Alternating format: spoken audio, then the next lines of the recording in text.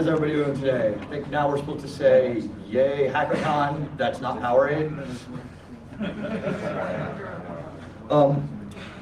I want to tell some stories, weave a tale, provide some supposition and some theorizing I've done on a topic. So just sort of sit back, take a listen, afterward, take it whatever direction you seem to think it should go. Now, organized crime. It's the first word that comes to your mind. Most people, the word is mafia. Should be desire. Because all it really is, it all comes down to one thing, desire. Desire for money, power, women, men, whatever it is you want. It's a tool to get to it. So you take that, and that's, metaphorically speaking, all it really is. Vice will always have its place in our society, and there will always be someone there to market it in one fashion or another. Now, if you look, starting way, way back, a Phoenician seaport, one guy decides to pilfer an amphora of wine. The guard notices. He gives the guard some of it, so the guard will look the other way. So you know, the new shipment comes in, he's back with a friend of his. You've got to give more of the wine they've taken to the guard, and another guard who's noticed. Next thing you know, there's a whole network of them. Guards looking the other way, 4 or 5 guys. Next thing, half the shipment's gone every other time. People start to get interested. They have to step back, diversify a bit, because otherwise they'll all be killed. Now, you move throughout history with the advent of travel and communications getting much better. All these tiny microcosms of little groups that are their fingers in one pie or another start to organize. They get into one sort of entire town is run by a group. That becomes a city-state until you get to your modern era. In your modern era, now we have instantaneous communication. So groups in New York are now organized and aligned with groups in Chicago, LA, all over the world. But you also have the small aspects, the little things, the people that sort of slip through the cracks. You've got your street corner weed dealers, whatever. Then the internet happened. And now you've got guys, instead of standing in front of a convenience store selling their wares in their pocket, they go onto one of the MUDs that was running in University of Maryland back in the early 90s. And they set up a dead drop. People playing will arrange a time, they'll go, they put their money in a coffee can. It was behind the wall, right on the border of the campus and the rest of College Park. 15 minutes later, they'd go back, money's gone. Their drugs were there. They never knew who they were buying it from. The person selling it never knew who they were selling it to. It added a level of anonymity that allowed it to continue. Let's take it a step further. Now, we've got massive worldwide online gaming networks. PlayStation. One guy just sets out, goes to a friend of his, say in New York City. The guy may live in LA. Find me 5 people that don't know each other. Have them contact me online, this address. Anybody can get a PlayStation Network account. All you need is a PlayStation. You don't need a social security number, you don't need a driver's license, you don't need a valid ID. You can purchase it, you can purchase your monthly subscription with a prepaid debit card. Nobody knows who you are. So you start giving them small tests. Dude, pick this package up from this address, take it to here. Let it expand. The moment one of them has someone else contact you, you drop them. Because you can't have anybody connected to anybody else. You must maintain total anonymity.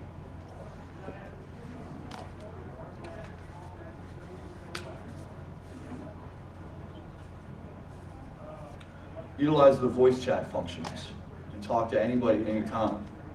PlayStation Network, they have many games, family game nights. Xbox Live's got the same thing. People throw on a headset, they communicate with sometimes their neighbors and their friends next door, other times perfect strangers all the way across the world. It's a total buffer zone. Even in a group game where you've got people that you don't know and you're talking to one person you do, and nobody seems to care what you say because it doesn't affect them. So imagine now you have this pyramid network in a few cities, people running your errands for you. Everything is coordinated through a service that's not monitored. It's not logged. There's no way to pull those voice chats and go through and analyze them right now. Nobody's got the storage space to record all of that. Why would they? Why would they want to spend the money? Why would they want to increase the costs to you who buy their service? It's completely safe, completely anonymous. So go and sell, sell, sell. Make your money, take your product, expand, go. It's dangerous, but it takes the danger out of it. Things like this are happening now. I was at a party and there was a guy in the corner playing Red Baron. And I listened to one half of the conversation. He was setting up a deal for a quarter pound of marijuana. Now he was in Gaithersburg. The guy he was going to was in Rockville. They didn't want to pick up the phone. His phone lines can be monitored, phone lines are tapped. Nobody's listening, as I said, nobody's listening. Except the other people in the game, and why do they care? It's not them, not their business. And even if they did care, who are they going to tell? They don't know who these people are. You can't pick up your phone and report a crime that's in progress if you don't know who's doing it or where it's done. And it's really quite disturbing if you think about it. And change your accounts often. You still know who you need to talk to. They've got their old account. You log in with a new account. This is where you can reach me now. Just like in the early 90s, the crack dealers changing their pagers every 6 months at most. Because they didn't want to get trapped in a specific pattern. They didn't want numbers that were known for too long. Drove the NYPD crazy. The moment they get a line on somebody that was moving weight, they would just up and disappear. But they were still out, they were still doing business. Now, you talk about the financial aspects of this. That's where online gaming also comes in.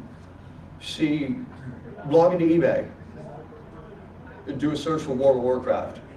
You got people selling +8 Vorpal swords and characters all the way from 5th level, 30th level, whatever. Because people have the money and they want to buy it. Some are rich executives who want to play the game, but they don't have the time to build up a character. Some other kid, college, needs money, got all the free time. He'll build up a character, he'll sell it. Do the same with that. But instead of selling a character for what it would be worth, you take, say, a second level rogue. Someone buys it from you for $5,000. Now, that money goes through PayPal, or which you can set up yet again with a prepaid debit card. You can have money from PayPal deposited into a lot of these new prepaid debit cards. They work like bank accounts.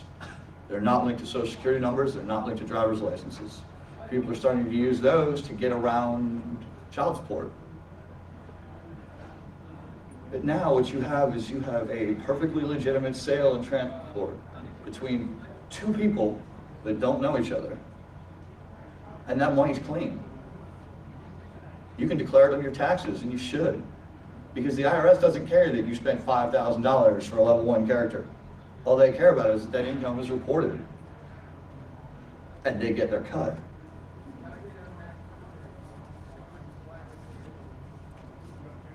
Now, why should we be concerned about this? Well, first off, the privacy implications, which I'll get to in a minute. I'll tell you a little story. We all work hard, want to buy a house, finally get all your testing done, everything is taken care of. So you decide to take a nice long vacation, go away for a month. You're having a great time. You come home and you find you don't own your house anymore. Your house is gone. It's been seized by the DEA. Some random tweaker broke in your basement window and set up a meth lab in your kitchen. Asset forfeiture laws are being applied every day in situations like this. Doesn't matter that you had no knowledge. Doesn't matter whether you're culpable or not. In fact, the best thing that could happen is for them to charge you with it and be found not guilty. Because that's about the only shot you're going to get at getting the property back. All they need to do is provide justifiable evidence that the property in question was used illicitly. Doesn't matter who does it. Doesn't matter why it was done. Could you imagine? You come home from vacation, your house is gone. That is an unchecked power that the federal government has that is terrifying to me. And it should be terrifying to all of you. The implications are staggering. Now you apply this to what I'm talking about utilizing the gaming networks. If they can prove that somebody did a drug deal, every single server that data goes through could be seized. Imagine what that would do to the cost of setting up a gaming network. What would it do to what's required to participate? The only way that the gaming companies could manage this would be to act in full cooperation with the federal government. Log every single voice chat, send it to the NSA for analysis, send it to the FBI. The storage space alone is staggering for that much voice data.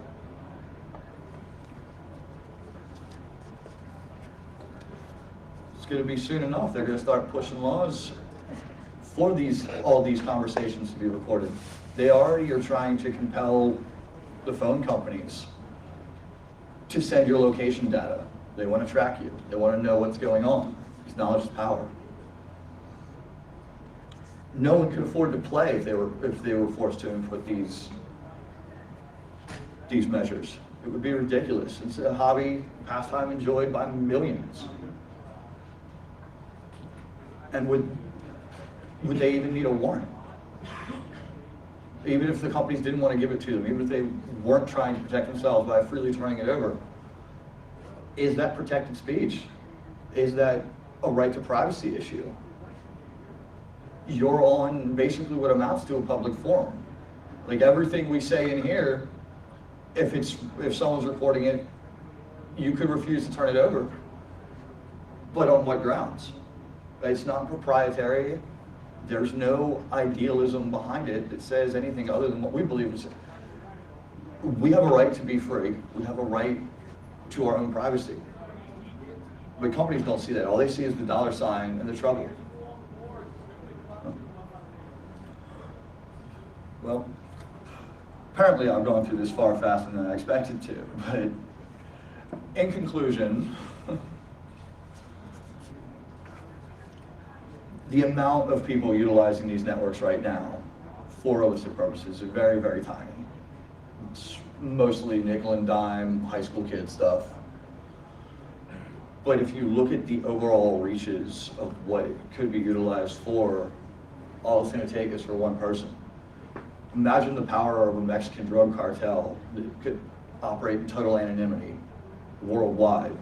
Whereas now everyone they always have to depend on the human factors. Somebody gets picked up, somebody says something else. Next thing you know, it's a massive investigation, people are dead, some people are arrested. The rest of us pay the price all the time. But it's a beautiful, open, unmonitored world out there, and I want to keep it that way. But I don't really know what can be done to stop what I think is going to be coming. And what I want you guys to take away from this mostly is try and figure out ways we can mitigate this, what we can do. So the last thing we need is more restrictions on something that we all love. Not even to mention the financial cost alone. I mean, at the end of it all, I guess what it comes down to is that irritating 15-year-old kid that is always cut through your backyard. If he understood and did a little research on how to manipulate finances and direct and organize, nobody would know he was 15. He could be a digital Al Capone for all we know. So maybe next time he hops your fence, don't yell at him. Now, does anyone have any questions?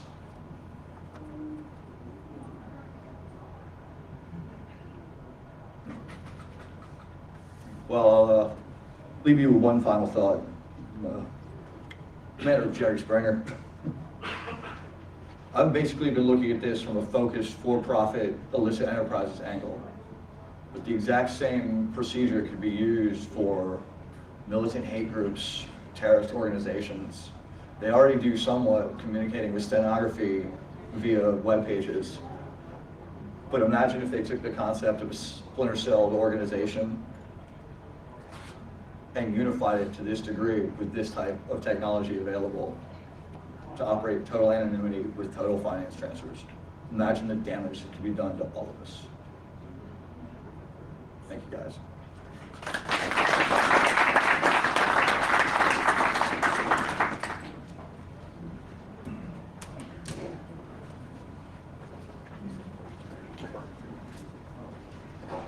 Okay, I'm not going to use the mic. I think everyone can hear me. We're going to give you about an hour break until about 3:30 for the next talk. So if you guys have any questions for any of the speakers that have gone so far, you can check them out. They're around here, or you guys can just pass the notes or whatever. Also, don't forget to sign off to the speech. Meet some kids in Africa. Buy a shirt. That's right. Meet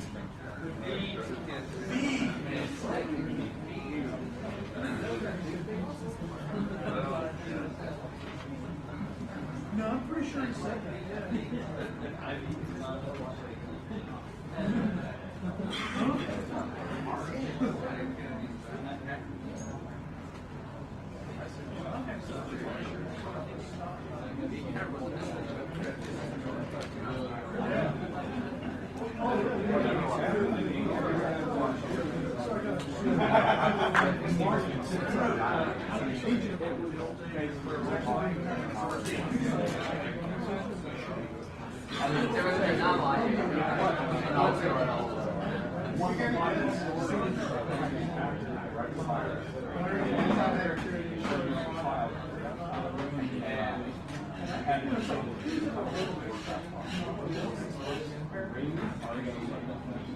I'll have to read it.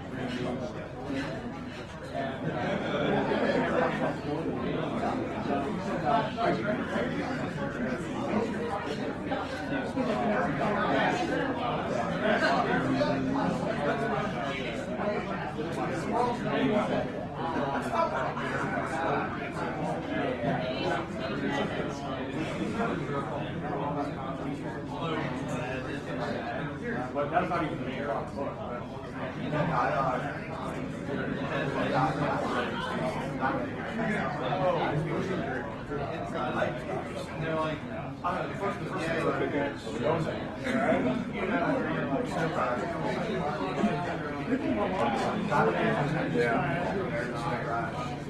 She's still recording? There's no bids on the dildo. Probably don't need that. There's no bids on the dildo. Yes.